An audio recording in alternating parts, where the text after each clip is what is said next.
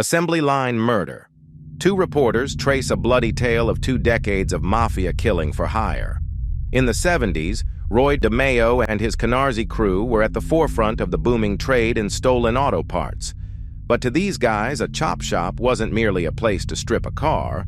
They were equally skilled at dismembering bodies. It made disposing of their 200 victims, give or take a few corpses, that much easier. Murder Machine.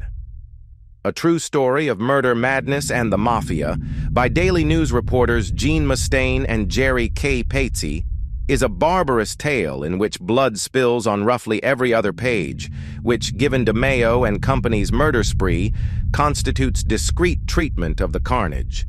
These were wild men who could break away from slicing body parts for hot dogs and pizza.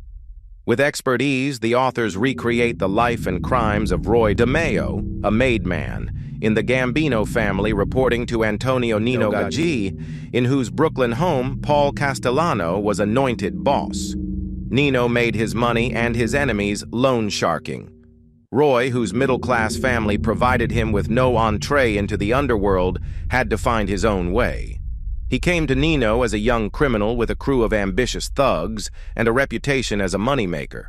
Watching from the sidelines was Nino's nephew Dominick Montiglio, a former Green Beret who later entered the Witness Protection Program, the better to testify in a little-publicized trial that in 1989 brought convictions. But by then, Nino and Roy were beyond the reach of the law. The former had died of a heart attack, and the latter was murdered probably by Nino. Dominick's break from the family was spurred in part by Nino's success within it. Dominick fetched and ran for his uncle while Roy did mobster's work. Stolen cars, drugs, pornography, he was into it all, making sizable payments to Gaggi from the proceeds. Always enterprising, he forged a connection to the Westies, and the Gambino take from the infamous Hell's Kitchen gang was handsome. But what Roy did best was murder in cold blood. His first kill for Nino was in 1972, the victim a pornographer in a position to finger the two of them as extortionists.